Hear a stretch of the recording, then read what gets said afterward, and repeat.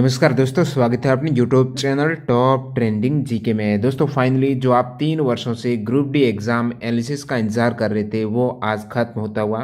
यानी आज 17 अगस्त 2022 को आरआरसी ग्रुप डी की प्रथम पारी का एग्ज़ाम कंडक्ट हुआ है। 9 से 10:30 बजे वाली शिफ्ट है। पता होगा ग्रुप डी में टोटल 20 जीके के सवाल हैं और 25 साइंस के सवाल हैं, साथ ही साथ रीजनिंग और मैथ्स भी आती हैं। तो यहाँ पर सारे सवाल मिल चुके हैं, 25 साइंस और 20 जीके, यानी 45 एग्जैक्ट सवाल मिल चुके हैं। यानी किसी अन्य प्लेटफॉर्म से इतने सवाल आपको नहीं मिले होंगे, वो भी ऑथेंटिक सवाल। वीडियो डिले हो गया है, लगभग 4 घंटे लग गए, क्योंकि शुरुआती 1 घंटे में तो पता ही नहीं चल रहा था कौन से स्टूडेंट सही सवाल भेज रहे हैं, कौन से गलत। बाद में बार बार वेरीफाई किया, इवन कॉल पर भी, और फाइनली यहाँ पर सारे सवाल मिल चुके हैं और एक्स्ट्रा फैक्ट सहित कवर करने वाले। तो आने वाले शिफ्ट के लिए काफ़ी महत्वपूर्ण ये सवाल रहने वाले हैं। आपको आइडिया लगेगा जीके कहाँ से आ रहा है, करंट अफेयर्स कहाँ से आ रहा है, साइंस के सवाल किस प्रकार से पूछे जा रहे हैं। तो जो कैंडिडेट ग्रुप डी एग्जाम की तैयारी कर रहे हैं, आज से ही चैनल से जुड़ जाना, चैनल को सब्सक्राइब करके बेल आइकन हिट कर देना। और इम्पोर्टेंट बात क्या है, इनकी पीडीएफ फाइल आपको मिलने वाली है ऑल शिफ्ट की एक साथ टेलीग्राम चैनल पर। तो टेलीग्राम चैनल से आप जुड़ सकते हो, डिस्क्रिप्शन बॉक्स में लिंक मिल जाएगी, लिंक पर क्लिक करके टेलीग्राम चैनल से जुड़ना, अदरवाइज फेक चैनल बहुत है। तो ज़्यादा समय वेस्ट नहीं करते हैं, शुरुआत करते हैं सवालों से। इन सभी कैंडिडेट का बहुत बहुत धन्यवाद जिन्होंने सवाल को वेरीफाई करने में सहयोग किया। तो ये सभी कैंडिडेट हैं जिनकी बदौलत ये सारे सवाल मिल पाए हैं। तो मिक्स यहाँ पर सवाल रहने वाले हैं, 45 सवाल जो जीके और साइंस के पूछे गए। जैसे सवाल देखिएगा, एड्स की फुल फॉर्म क्या है, एक्वायर्ड इम्यूनो डिफिशियंसी सिंड्रोम हो जाएगी, जो कि एचआईवी वायरस के कारण होता है। एचआईवी यानी human immuno deficiency virus. Next सवाल, किस प्रक्रिया के दौरान सतह का पानी हो गया या फिर बरसात का पानी हो गया वो जमीन में रिस जाता है, ग्राउंड वाटर हो जाता है, किस प्रक्रिया के द्वारा? तो वो होता है दोस्तों इनफिल्ट्रेशन। आगे बढ़े उससे पहले मैं आपको बता दूं, आपके लिए बेहतरीन अपॉर्चुनिटी, बेहतरीन डील। जो कैंडिडेट ग्रुप डी का एग्जाम दिया है उनको पता चला होगा किस प्रकार टाइम मैनेजमेंट इंपॉर्टेंट है 90 मिनट में 100 सवाल करने के लिए। तो प्रैक्टिस कर सकते हो। जिन कैंडिडेट का एग्जाम आने वाली फेजेज में है तो डेली कम से कम एक मॉक टेस्ट लगेगा, और मॉक टेस्ट सीरीज जो नहीं जुड़े हैं वो टेक्स्ट बुक पर आज ही ज्वाइन कर सकते हो। किस प्रकार ज्वाइन करनी है उससे पहले आप देखिएगा, टीटीजी के कूपन कोड यूज करने पर यहाँ पर आप मैक्सिमम 100 रुपये का डिस्काउंट भी ले सकते हो। ज्वाइन किस प्रकार करना है, डेमो वीडियो या फिर डिस्क्रिप्शन बॉक्स में दे दूंगा लिंक। आप टेक्स्ट बुक ऐप और वेबसाइट पर जाकर सारे एग्जाम्स के, इसमें रेलवे ही नहीं, रेलवे एग्जाम खत्म होने के बाद SSC, banking, defence 400 plus exams के मॉक टेस्ट यहाँ पर आप लगा सकते हो। और वो भी एग्जाम ओरिएंटेड, एग्जाम पैटर्न और डैशबोर्ड पर आधारित। जितनी आपकी अच्छी प्रैक्टिस होगी, टाइम मैनेजमेंट अच्छा होगा, कॉन्फिडेंस बना रहेगा, इजीली आप एग्जाम क्रैक कर सकोगे। तो जो कैंडिडेट मॉक टेस्ट लगाना चाहते हैं आज ही टेक्स्ट बुक प्लेटफॉर्म से जुड़ सकते हैं। अगला सवाल यहाँ पर, पर्यावरण को स्वच्छ रखने या फिर प्रदूषण संकेतक के लिए कौन जिम्मेदार है? एनटीपीसी सीबीडी फर्स्ट में ये सवाल आ चुका है, जिसमें लाइकेन आंसर करेक्ट हो जाएगा। एनटीपीसी सीबीडी फर्स्ट का है। साथ ही साथ इस सवाल के विकल्प में 2 विकल्प थे पैर के रूप में, तो लाइकेन के साथ में था शेवाल। तो ये आपको करेक्ट करना था। लाइकेन अच्छा संकेतक रहता है, यानी ये पर्यावरण प्रदूषण के, ये स्वच्छ वातावरण में ही लाइकेन का डेवलपमेंट होता है। तो सल्फर डाइऑक्साइड के संवेदनशील संकेतक के रूप में जाने जाते हैं, जो कि एक पर्यावरण प्रदूषक हैं। तो इनको ये क्षतिग्रस्त हो जाते हैं। SO2 होती है तो लाइकेन क्षतिग्रस्त हो जाते हैं। तो आपको पता चलता है कहीं ना कहीं यहाँ पर SO2 की मात्रा ज़्यादा है, पर्यावरण में प्रदूषण बढ़ रहा है। तो स्वच्छ वातावरण में ही हो पाते हैं लाइकेन और शैवाल वगैरह। अगला सवाल इकोनॉमिक से सवाल है, मांग की लोच किस दिशा में बढ़ती है? ये विकल्प दिए गए थे, तो जो भी कैंडिडेट है इकोनॉमिक के हैं आंसर कर सकते हैं। क्या आंसर होगा? 2 क्रमागत सजातीय श्रेणी के आणविक द्रव्यमान अंतर कितना होता है? तो सजातीय श्रेणी का पूछा है, विज्ञान का, केमिस्ट्री का सवाल है। 2 क्रमागत सजातीय श्रेणी जो आप एल्केन है, एल्केन श्रेणी के सारे जितने भी आपको यौगिक दिखेंगे, जिसमें मेथेन, एथेन, प्रोपेन, ब्यूटेन, वो एक श्रेणी के जिनका फॉर्मूला CnH2n+2 है। तो सजातीय श्रेणी के 2 क्रमागत, आप जैसे एथेन के बाद मेथेन, मेथेन के बाद एथेन, ठीक है। तो मेथेन में होता है CH4 और एथेन में होता है C2H6। कार्बन कितना अंतर? 1 का। हाइड्रोजन कितना अंतर? 2 का। तो CH2 का अंतर होता है 2 क्रमागत सजातीय श्रेणी के यौगिकों के मध्य। CH2 का अंतर कितना? आणविक द्रव्यमान का अंतर तो कार्बन का होता है 12, हाइड्रोजन 1 है, 2 है यहाँ पर 2, तो 14 का अंतर हो जाएगा। ये सवाल आपको पूछा गया है। पेरियार नदी किस राज्य में बहती है? तो पेरियार नदी बहती है केरल में। केरल की सबसे लंबी और बड़ी नदी हो जाएगी पेरियार रिवर। आवर्त सारणी में लिथियम से फ्लोरीन की तरफ जाने पर प्रभावी नाभिकीय आवेश और परमाणु त्रिज्या हैं। तो ये 2 ब्लैंक दिए गए थे, जिसमें क्रम वाइज आपको बताना था। आवर्त सारणी में लिथियम से फ्लोरीन की ओर जा रहे हैं, यानी आवर्त में आप लेफ्ट टू राइट मूव हो रहे हैं। लिथियम है और फ्लोरीन है, वो आवर्त में आते हैं, एक ही आवर्त के एलिमेंट हैं, जो कि यदि आप लेफ्ट टू राइट मूव करते हो उस केस में क्या होगा, यहाँ पर प्रभावी नाभिकीय आवेश हैं वो बढ़ेगा और परमाणु त्रिज्या घटेगी, आकार कम होगा, घटेगी लेफ्ट टू राइट में, ऊपर से नीचे जरूर बढ़ती है और प्रभावी नाभिकीय आवेश है वो प्रोटॉन की संख्या बढ़ने के कारण बढ़ जाएगा। अगला सवाल है यहाँ पर, चलो लोकू त्योहार किस राज्य में मनाया जाता है? चालो लोकू त्योहार है अरुणाचल प्रदेश का। किस राज्य का? अरुणाचल प्रदेश का। जो कैंडिडेट ग्रुप डी एग्जाम दिए हैं आज प्रथम शिफ्ट में, कमेंट करके बताना आपके अटेम्प्ट कितने रहे हैं। जैन शब्द जीन शब्द से निकला है। जैन जो शब्द है, जैन धर्म, वो जीन शब्द से निकला है। जीन शब्द का अर्थ होता है विजेता। क्या होता है? विजेता। जैन धर्म के संस्थापक हैं, प्रथम तीर्थंकर है ऋषभदेव, और अंतिम जो 24वें तीर्थंकर है वो महावीर। राजीव गांधी खेल रत्न पुरस्कार को कब मेजर ध्यानचंद खेल रत्न पुरस्कार किया गया? तो 6 अगस्त 2021 को राजीव गांधी खेल रत्न पुरस्कार को मेजर ध्यानचंद खेल रत्न पुरस्कार किया गया। 2021 में विजेता, स्पेशली यहाँ पर आपको मंथ का नहीं पूछा गया था, ईयर ही विकल्प में दे रखे थे, तो आप इजीली 2021 कर सकते हैं। 2021 में राजीव गांधी खेल रत्न जिन खिलाड़ियों को दिया गया है वो किस स्पोर्ट से बिलोंग करते हैं? आने वाले शिफ्ट के लिए इंपॉर्टेंट नोट कीजिएगा। जैसे Neeraj Chopra javelin throw athletics से हैं, रवि कुमार दहिया ये रेसलिंग से हैं, और रवि कुमार दहिया हैं और जो बॉक्सिंग और रेसलिंग से हैं, जो वर्तमान में ओलंपिक में मेडल जीते हैं, वो कौन से भार वर्ग में जीते हैं? ये मैं जो इंपॉर्टेंट पॉइंट बता रहा हूँ, यहाँ से सवाल जरूर पूछा जाने वाला है, क्योंकि इससे पहले एनटीपीसी में रेलवे ने इस प्रकार से सवाल पूछे टीसीएस ने। तो लवलीना बोरगेन है बॉक्सिंग, रवि कुमार दहिया है रेसलिंग, ये कौन से भार वर्ग से? जरूर याद रखना। पीआर श्रीजेश हॉकी, अवनी लेखरा है para Olympic shooting, Sumit Antil para athletics है, प्रमोद भगत बैडमिंटन, कृष्णा नागर बैडमिंटन, मनीष नरवाल है शूटिंग से, मिताली राज क्रिकेट से हैं, और सुनील छेत्री फुटबॉल, मनप्रीत सिंह हॉकी। ये सभी खिलाड़ी जिन्हें 2021 में राजीव गांधी खेल रत्न, जिसका नाम हुआ मेजर ध्यानचंद खेल रत्न पुरस्कार है, इनसे सम्मानित किया गया है। आप कहेंगे प्रथम राजीव गांधी खेल रत्न पुरस्कार किसे दिया गया था? उस समय जो नाम था 1991-92 में दिया गया था विश्वनाथन आनंद को, और ये अवार्ड दिया जाता है राष्ट्रीय खेल पुरस्कार, जो 29 अगस्त को राष्ट्रपति के द्वारा हर साल राष्ट्रपति भवन में प्रदान किए जाते हैं, क्योंकि 29 अगस्त को हॉकी के जादूगर ध्यानचंद की जयंती के रूप में जो राष्ट्रीय खेल दिवस के रूप में अपन मनाते हैं।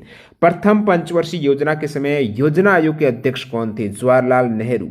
एग्जाम एनटीपीसी में एक सवाल पूछा गया था सीवीटी फर्स्ट में कि फर्स्ट पंचवर्षीय योजना निर्माण में अर्थशास्त्री कौन थे? वो थे दोस्तों केएन राज थे। और आपको यदि एनटीपीसी सीवीटी फर्स्ट जो 2021 में रेलवे का एग्जाम हुआ है 133 पारियों में, इनके सभी सवाल जो 5320 जीके के सवाल एक्स्ट्रा फैक्ट से डाउनलोड करना है तो वेबसाइट्स विजिट करके आप डाउनलोड कर सकते हो। किस प्रकार डाउनलोड करना है डेमो वीडियो चेक कर सकते हो, लिंक डिस्क्रिप्शन बॉक्स में अवेलेबल है। तो पंचवर्षीय योजना के समय योजना आयोग के अध्यक्ष हैं, नीति आयोग योजना आयोग इनके अध्यक्ष हैं, वो प्रधानमंत्री होते हैं जवाहरलाल नेहरू।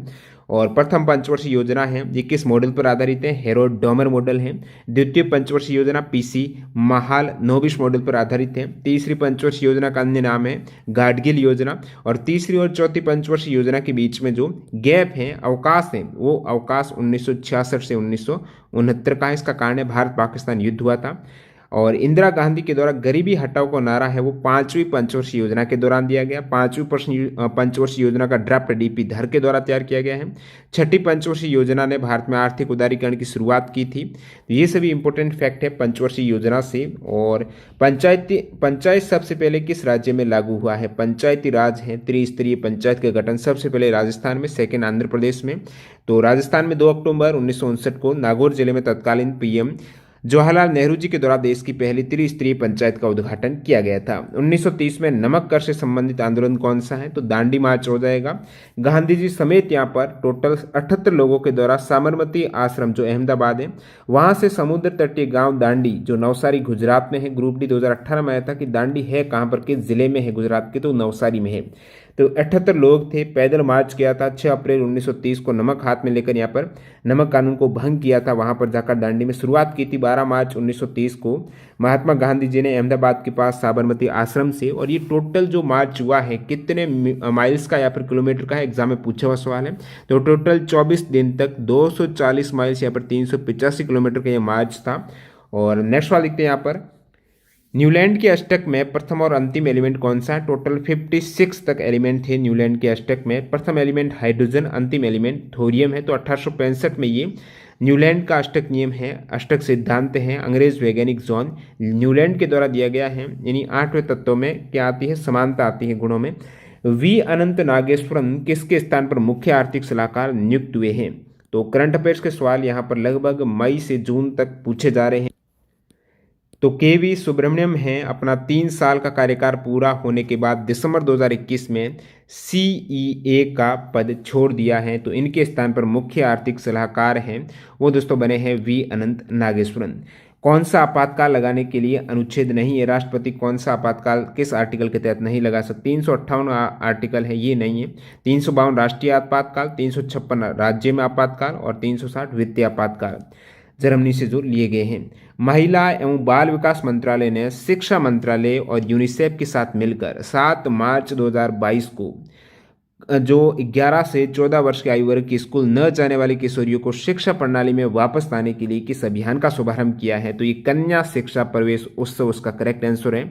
और ये दोस्तों एक दिन पहले जो अंतर्राष्ट्रीय महिला दिवस 8 मार्च को मनाया जाता है, तो उनकी पहले शाम को ये घोषणा हुई थी। कन्या शिक्षा प्रवेश उत्सव है जो शिक्षा मंत्रालय, महिला एवं बाल विकास मंत्रालय की समग्र पहले यूनिसेफ के साथ मिलकर है कन्या शिक्षा प्रवेश उत्सव। जो लड़कियां किशोरियां 11 से 14 वर्ष की आयु हैं, स्कूल नहीं जाते, उनको दोबारा कनेक्ट करना। उष्ण कटिबंधीय सदाबहार वन किस राज्य में पाए जाते हैं? जिसमें विकल्प में केरल दे रखा था, बाकी राजस्थान वगैरह कुछ ऑप्शन थे, तो केरल करेक्ट हो जाएगा। ये स्पेशल उष्ण कटिबंधीय सदाबहार वन है जो ज्यादा वर्षा होती है, 200 सेंटीमीटर वार्षिक वर्षा से अधिक है, वहां पर पाए जाते हैं। जो अंडमान निकोबार द्वीप समूह का भाग है, केरल है, पश्चिमी घाट हो गया, असम में कुछ भाग है, उत्तरी पूर्वी क्षेत्र, वहां पर पाए जाते हैं। राष्ट्रपति रामनाथ कोविंद जी ने किसको 28 मई 2022 को लोकपाल अध्यक्ष का अतिरिक्त प्रभार दिया है? तो यहाँ पर मई के करंट अफेयर जहां तक मैंने देखे मई 2022 तक के करंट अफेयर्स पूछे जा रहे हैं। न्यायमूर्ति प्रदीप कुमार मोहंती बने हैं, न्यायमूर्ति प्रदीप कुमार मोहंती हैं, अभी लोकपाल अध्यक्ष का अतिरिक्त प्रभार दिया गया है। पहले थे न्यायमूर्ति पिनाकी चंद्र घोष, 2019 को बने थे। और लोकपाल वाला ये जो कानून आया था 2013 में पारित हुआ था, जो लोक सेवक हैं, सरकारी कर्मचारी हैं, उनके खिलाफ भ्रष्टाचार की जांच करने के लिए लोकपाल और लोकायुक्त हैं, इनका गठन किया गया है। यहाँ पर अभी फिलहाल लोकपाल में 6 सदस्य हैं, लोकपाल प्रमुख, और सदस्यों को 5 साल की अवधि के लिए या फिर 70 वर्ष की आयु तक नियुक्त किया जाता है। फ्यूज तार पतला एवं लंबा क्यों बनाया जाता है? साइंस का सवाल। फ्यूज तार पतला और लंबा क्यों बनाया जाता है? क्योंकि दोस्तों पतले तारों में क्या होती है? उच्च प्रतिरोधकता, और मेल्टिंग पॉइंट भी क्या होता है? कम होता है। तो मेल्टिंग पॉइंट कम होगा तो वो ईजिली क्या मेल्ट हो जाएगा, जिससे क्या है यदि कोई शॉर्ट सर्किट होता है तो वो कनेक्शन है वो अलग हो जाएगा। और फ्यूज वायर से एक और सवाल आगे पूछा गया है, वो भी बताऊंगा। वर्ल्ड कुश्ती चैंपियनशिप 2021 में कौन वर्ल्ड चैंपियनशिप में सिल्वर जीतने वाली भारत की पहली रेसलर बनी है? तो वर्ल्ड चैंपियनशिप में, वर्ल्ड कुश्ती चैंपियनशिप में सिल्वर मेडल जीतने वाली भारत की प्रथम रेसलर बनी है ये अंशु मलिक बनी है वर्ल्ड कुश्ती चैंपियनशिप में। भारतीय महिला पहलवान सरिता मोर हैं, ये वर्ल्ड कुश्ती चैंपियनशिप में इन्होंने कांस्य पदक जीता है।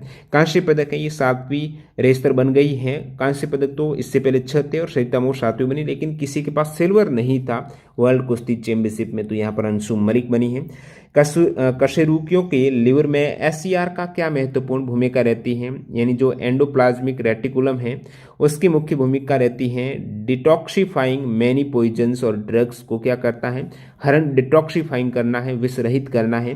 कोशिकांग का चित्र देकर उनकी पहचान करना था, ये ऑप्शन थे। इसमें से पूछा होगा कौन सा कोशिकांग है, चित्र में दिया होगा एपिडर्मिस है, हरित लवक है, केंद्रक है। तो क्या था उसका आंसर, आप बताना क्या इमेज थी। ओम का नियम है V बराबर IR हो जाएगा। न्यूमेरिकल के ज़्यादा सवाल देखने को नहीं मिले हैं, तो आपको जनरल फॉर्मूला देख के जाना है। मैं एक PDF डाल दूंगा टेलीग्राम चैनल पर जो साइंस के, जहाँ से न्यूमेरिकल के सवाल बन सकते हैं, या फिर जो आपके बनते हैं ऑप्टिक्स से जो सवाल आते हैं, जो साइंस पर आधारित न्यूमेरिकल जहाँ से पूछे जा सकते हैं, या फिर जनरल फॉर्मूले हैं, तो वो आप जरूर देख के जाना, उनसे बाहर नहीं आएगा। PDF में शाम को अपडेट कर दूंगा, तो टेलीग्राम से जुड़ जाना। What solution is used in black and white photography में कौन सा विलेन यूज किया जाता है ब्लैक व्हाइट फोटोग्राफी में? तो वो सिल्वर ब्रोमाइड का उपयोग होता है। कौन सी क्लोर क्षार प्रक्रिया है? कौन सी यहाँ पर रिएक्शन क्लोर क्षार है? तो NaCl के साथ में जल की रिएक्शन होती है, तो वहाँ पर NaOH और Cl2H2 है, ये हो जाएगी क्लोर क्षार, जो क्लोर एल्कली रिएक्शन। एक यहाँ पर पत्ती की दी गई थी स्ट्रक्चर, और पूछा था पार्ट्स का नाम पूछा था। इस प्रकार होगा कि ये निम्नलिखित में से जो शो किया गया है जिसमें एरो वाला पार्ट कौन सा है, इस टाइप से होगा कोई भी पार्ट। तो ये पत्ती की पूरी स्ट्रक्चर आपको पता होना चाहिए, जहाँ से कनेक्ट होती है वो बड होता है, और इसे आप कहेंगे डंठल को, ये रेटोइल है। और ये जो वैन रहती है, यहाँ पर वैन है, ये जो इस प्रकार आप देख पा रहे हो, ये ब्लेड है और ऊपर वो टिप हो जाएगा, ये स्टेम तना मिडरिप हो जाएगी, ये संरचना से कोई पूछा होगा। बाल साहित्य पुरस्कार 2021 कितनी भाषाओं में दिया गया है? तो 22 भाषाओं में दिया गया है बाल साहित्य पुरस्कार। 3 जो प्रमुख पुरस्कार हैं जरूर रट लेना आप 2021 दिसंबर में जो अवार्ड दिए गए हैं, एक तो साहित्य अकादमी पुरस्कार, बाल साहित्य पुरस्कार और युवा बाल साहित्य वाला। तो युवा वाला और साहित्य अकेडमी बाल साहित्य, ये 3 पुरस्कार हैं, कितनी भाषाओं में अब की बार दिए गए हैं। और जो भी इंपॉर्टेंट लैंग्वेज यानी काफ़ी भाषाओं में दिए गए, तो उनके विजेता भी बहुत सारे 22 है। जैसे कि बाल साहित्य पुरस्कार टोटल 22 भाषाओं में 22 यहाँ पर दिए गए होंगे साहित्यकारों को।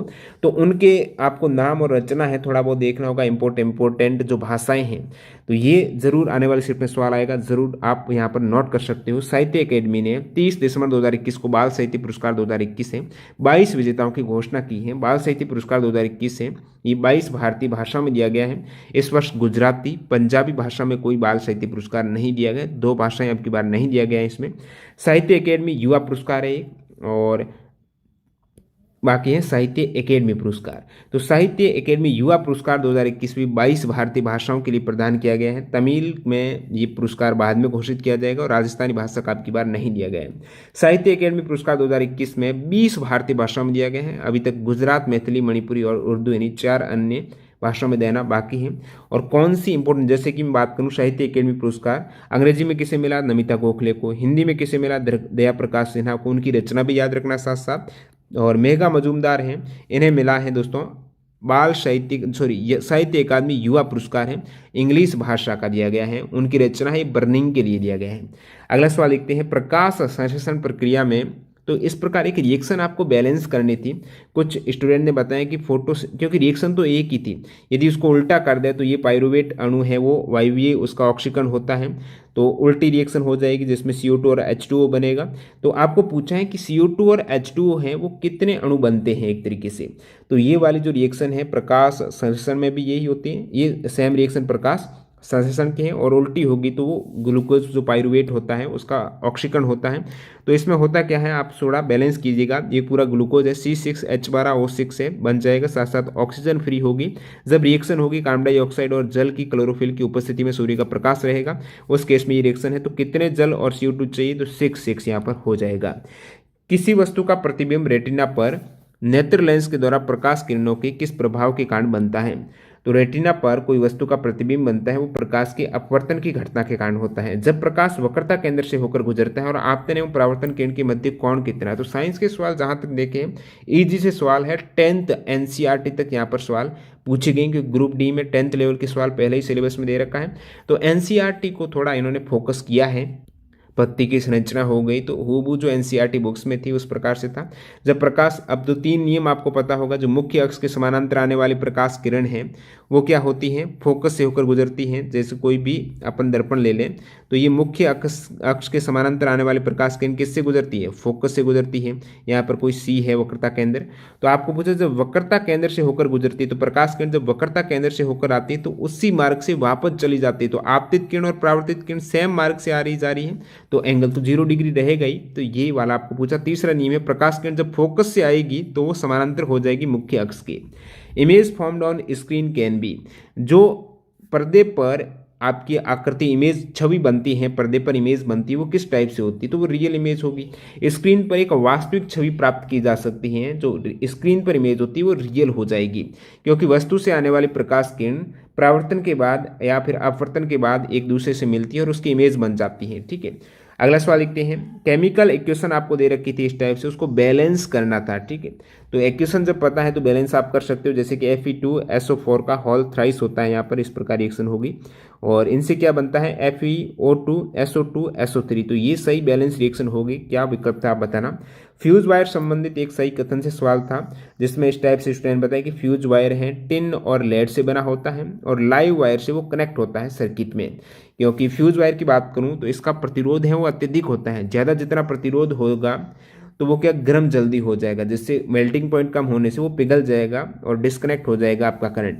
तो ये लाइव वायर से जुड़ा रहता है ताकि उसको नुकसान से उपकरणों को बचाया जा सके। देशांतर और अक्षांश रेखाओं में आपको भिन्न बताना था, 4 विकल्प थे, पूछ रहा था कौन सा गलत है। तो अक्षांश रेखाएं पृथ्वी पर पश्चिम से पूर्व की ओर होती हैं। जो अक्षांश रेखाएं आप ग्लोब देखेंगे तो इस टाइप से पश्चिम से पूर्व की ओर अक्षांश रेखाएं होती हैं, जो ये वैसे ही काल्पनिक रेखाएं होती हैं। जबकि देशांतर रेखाएं ये उत्तर से दक्षिण की ओर दोनों ध्रुव है ना, उनको मिलाने वाली रेखाएं हैं।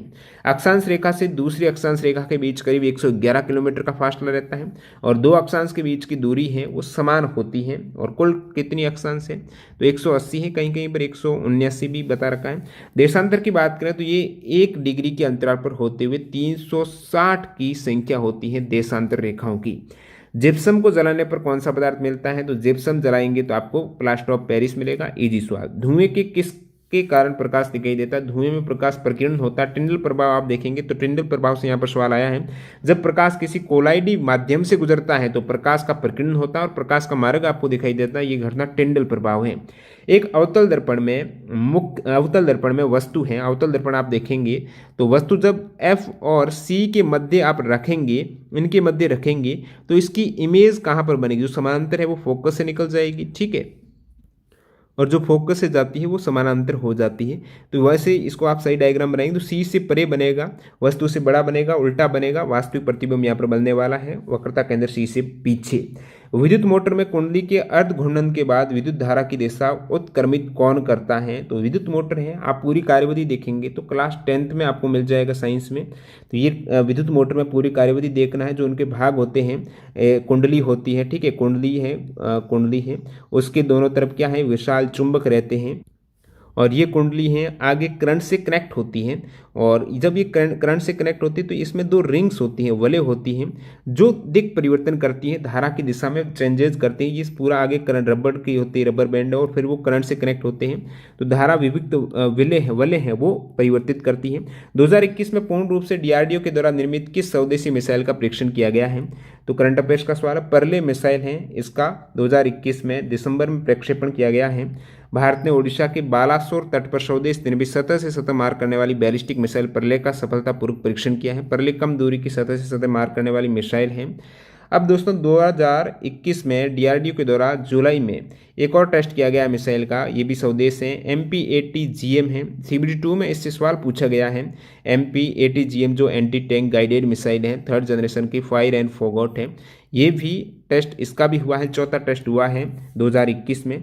राष्ट्रीय आय संबंधित आंकड़ा है, डाटा है, वो कौन जारी करता है? तो CSO हो जाएगी, केंद्रीय सांख्यिकी संगठन है।